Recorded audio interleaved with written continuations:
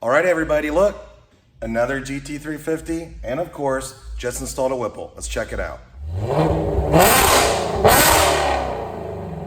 Hey, what's up? Brent for Brent Speed. Thanks for watching Brent Speed TV. If you haven't, please subscribe and hit notify.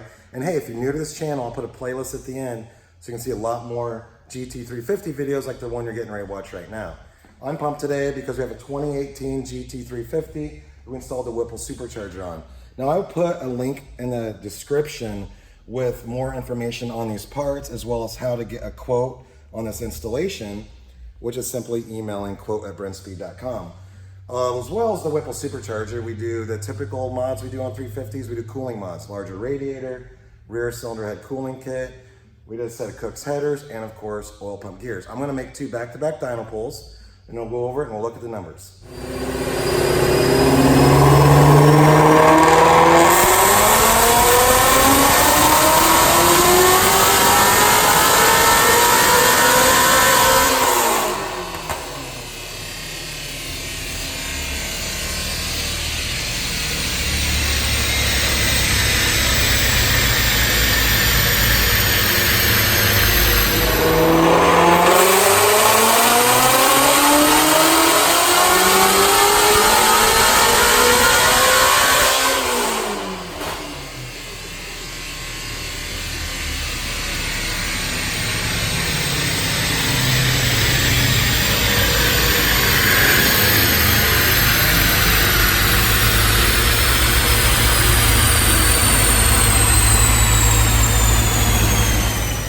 All right, here's what I like to see. And these numbers are pretty typical. 755 roll horse on the first pull, 751 on the second, 534 torque on the first, 542 on the second. This is on 93 octane pump gas.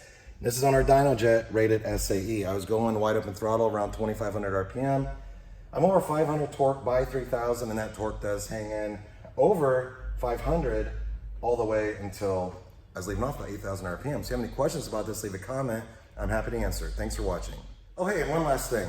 Let's say you don't have a GT350. Maybe you're watching this video because you want one like myself, but you have a normal GT like I have. If you like what you see today, you like the Whipple supercharger, maybe you have something else in mind, don't forget to check out www.brentspeed.com. Lots of supercharger options for lots of different vehicles at lots of different years. And don't forget, email quote@brentspeed.com to see just how much your car would cost to get built. Thanks for watching.